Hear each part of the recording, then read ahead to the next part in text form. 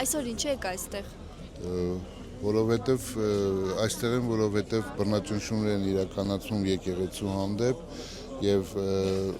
բռնաճնշումներ են ապօրինի ձևով ընդամենը մի հայտարարության համար, որ աջակցում է հայ առաքելական եկեղեցին։ Եկեղեցուն պաշտպանելու համար մարդուն կարելի է կալանավորել։ Այդ որտեղ է գրած։ Որ երկրում կա տենց բան։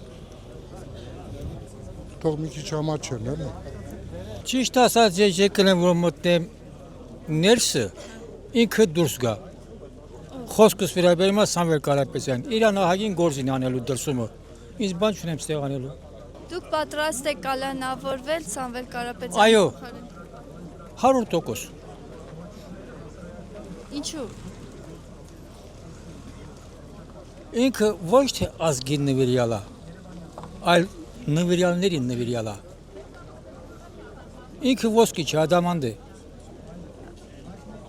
Ինքը բարերար չէ, մեծ բարերար է։ Մեծատարով մեծ մարդ։ Բայց այդպիսի մարդու համար կյանքս էլ կտամ։ Աշխարհը զարմացած է, որ այսօր ազգային բարերարը իր հայրենիքում գտնվում է կալանքի տակ։ Այս մասին ինչ կասեք։ Զարմանալի է, զարմանում են։